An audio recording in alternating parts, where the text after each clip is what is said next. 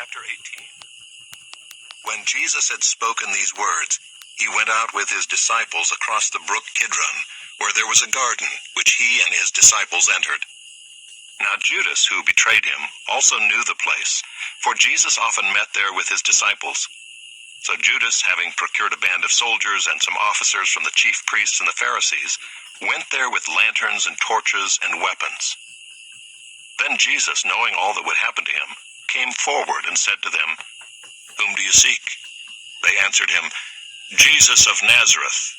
Jesus said to them, "I am he." Judas, who betrayed him, was standing with them.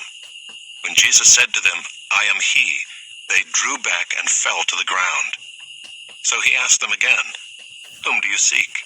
And they said, "Jesus of Nazareth." Jesus answered, "I told you that I am he. So if you seek me, let these men go." This was to fulfill the word that he had spoken, "Of those whom you gave me, I have lost not one." Then Simon Peter, having a sword, drew it and struck the high priest's servant and cut off his right ear. The servant's name was Malchus. So Jesus said to Peter, "Put your sword into its sheath. Shall I not drink the cup that the Father has given me?" So the band of soldiers and their captain and the officers of the Jews arrested Jesus and bound him. First they led him to Annas, for he was the father-in-law of Caiaphas, who was high priest that year. It was Caiaphas who had advised the Jews that it would be expedient that one man should die for the people. Simon Peter followed Jesus, and so did another disciple. Since that disciple was known to the high priest, he entered with Jesus into the courtyard of the high priest. But Peter stood outside of the door. So the other disciple, who was known to the high priest, went out and spoke to the servant girl, who kept watch at the door and brought Peter in. The servant girl at the door said to Peter, "You also are not one of this man's disciples, are you?" He said, "I am not." Now the servants and officers had made a charcoal fire because it was cold, and they were standing and warming themselves. Peter also was with them, standing and warming himself. The high priest then questioned Jesus about his disciples and his teaching. Jesus answered him, "I have spoken openly to the world. I have always taught in synagogues and in the temple where all Jews come together. I have said nothing in secret. Why do you ask me? Ask those who have heard me what I said to them. They know what I said." When he had said these things, one of the officers standing by struck Jesus with his hand, saying, "Is that how you answer the high priest?" Jesus answered him, "If what I said is wrong, bear witness about the wrong. But if what I said is right, why do you strike me?" Annas then sent him bound to Caiaphas the high priest. Now Simon Peter was standing and warming himself. So they said to him, "You also are not one of his disciples, are you?" He denied it and said, "I am not." One of the servants of the high priest, a relative of the man whose ear Peter had cut off, asked, "Did I not see you in the garden with him?" Peter again denied it, and at once a rooster crowed. Then they led Jesus from the house of Caiaphas to the governor's headquarters. It was early morning. They themselves did not enter the governor's headquarters, so that they would not be defiled, but could eat the Passover. So Pilate went outside to them and said, "What accusation do you bring against this man?" They answered him, "If this man were not doing evil, we would not have delivered him over to you." Pilate said to them, "Take him yourselves and judge him by your own law." The Jews said to him, "It is not lawful for us to put anyone to death." This was to fulfill the word that Jesus had spoken, to show by what kind of death he was going to die. So Pilate entered his headquarters again and called Jesus and said to him, "Are you the king of the Jews?" Jesus answered, "Do you say this of your own accord, or did others say it to you about me?" Pilate answered, "Am I a Jew? Your own nation and the chief priests have delivered you over to me. What have you done?" Jesus answered, "My kingdom is not of this world. If my kingdom were of this world, my servants would have been fighting, that I might not be delivered over to the Jews. But my kingdom is not from the world." Then Pilate said to him, "So you are a king?" Jesus answered, You say that I am a king? For this purpose I was born, and for this purpose I have come into the world, to bear witness to the truth. Everyone who is of the truth listens to my voice." Pilate said to him, "What is truth?" After he had said this, he went back outside to the Jews and told them, "I find no guilt in him. But you have a custom that I should release one man for you at the Passover. So do you want me to release to you the King of the Jews?" They cried out again, "Not this man, but Barabbas." Now Barabbas was a robber. Chapter 19. Then Pilate took Jesus and flogged him, and the soldiers twisted together a crown of thorns and put it on his head and arrayed him in a purple robe. They came up to him saying, "Hail, King of the Jews!" and struck him with their hands. Pilate went out again and said to them, "See, I am bringing him out to you that you may know that I find no guilt in him." So Jesus came out wearing the crown of thorns and the purple robe. Pilate said to them, "Behold the man." When the chief priests and the officers saw him, they cried out, "Crucify him! Crucify him!" Pilate said to them, "Take him yourselves and crucify him, for I find no guilt in him." The Jews answered him, "We have a law, and according to that law he ought to die, because he has made himself the Son of God." When Pilate heard this statement, he was even more afraid. He entered his headquarters again and said to Jesus, "Where are you from?" But Jesus gave him no answer.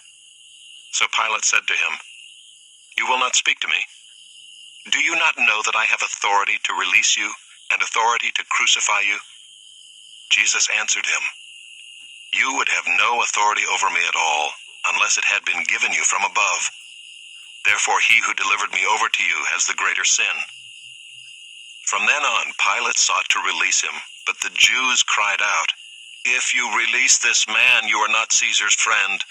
Everyone who makes himself a king opposes Caesar." So when Pilate heard these words, he brought Jesus out and sat down on the judgment seat at a place called the Stone Pavement, and in Aramaic, Gabbatha. Now it was the day of preparation of the Passover. It was about the 6th hour. He said to the Jews, "Behold your king." They cried out, "Away with him, crucify him."